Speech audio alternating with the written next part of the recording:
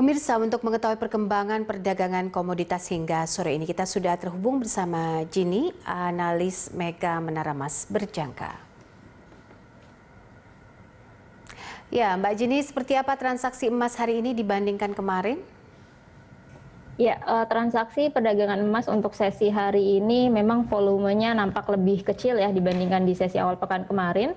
Untuk perdagangan di sesi hari ini di pasar emas sendiri ini ditransaksikan sebanyak 8.900 lot dibandingkan sebelumnya itu di kisaran 27.900 lot. Ini melihat market cenderung mengantisipasi dari pertemuan Senat Amerika ini dalam perdebatan untuk menetapkan skala dari stimulus darurat COVID-19. Oke, lalu soal peluang kenaikan harga emas dengan pengaruh corona dan juga perlambatan ekonomi global sampai saat ini seperti apa? Ya, memang secara tidak langsung dari fundamental untuk peningkatan jumlah kasus COVID-19, lalu kemudian keterbatasan pengadaan vaksin global ini cenderung menguntungkan untuk pasar emas sendiri. Tapi nampaknya dari sisi lain ini untuk penguatan di pasar emas ini cenderung tertahan dari pola penguatan dolar ya. Karena dolar sendiri untuk sesi hari ini sentuh level tertinggi baru di kisaran 91.05. Ini sentuh level tertinggi di awal tahun ini untuk pasar dolarnya ini juga cenderung akan menerima sentimen positif dari pertemuan dari Senat sendiri untuk seputar stimulus. Oke, rekomendasi Anda mungkin bagi investor emas untuk bulan Februari ini seperti apa, Mbak Jini? Ya, untuk harga emas sendiri untuk minggu ini ya, ini kemungkinan besar akan cenderung tertahan polanya. Untuk penguatan ini tertahan di kisaran 1878 sebagai level strong resistance, sementara untuk pola pelemahan ini potensinya terjadi di kisaran 1828. Secara jangka panjang untuk bulan ini masih ada pola penguatan, tapi ini akan menjadi antisipasi pasar karena market akan cenderung menanti dulu dari hasil laporan tenaga kerja US ini akan dirilis untuk sesi hari Rabu, EDP dan non-farm payroll nanti di sesi hari Jumat. Oke, kita coba untuk melihat harga robusta ataupun komoditas lain nih.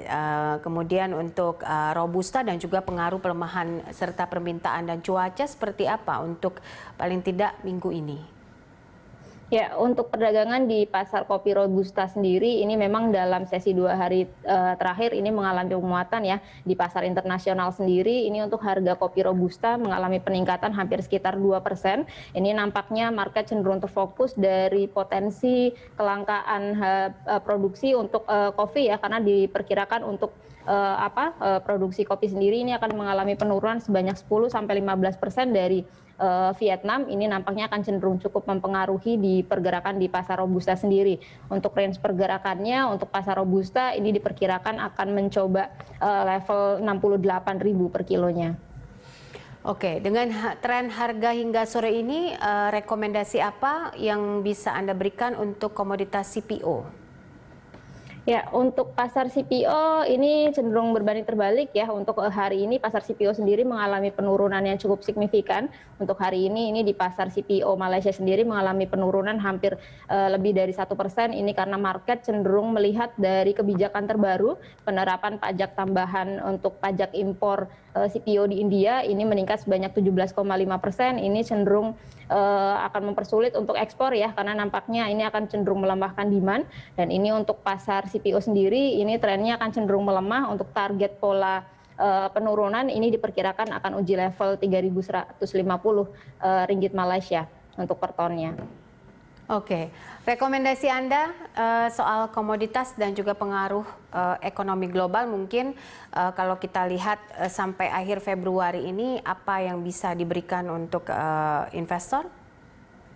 Ya, untuk rekomendasi di minggu ini ya, kita melihat dari perkembangan kasus COVID, lalu kemudian juga perkembangan dari ketersediaan vaksin, ini secara fundamental, ini nampaknya untuk jangka panjangnya, ini akan cenderung menguntungkan untuk pasar komoditas yang dalam 1 tahun terakhir ini mengalami penurunan karena demand yang terlalu kecil ya, karena beberapa hasil lockdown ini cenderung melemahkan untuk permintaan secara global. Tapi di pasar komoditas untuk safe haven ini akan cenderung berbanding terbalik atau sentimennya akan cenderung negatif, karena dengan adanya vaksin ini diharapkan ekonomi dapat kembali pulih.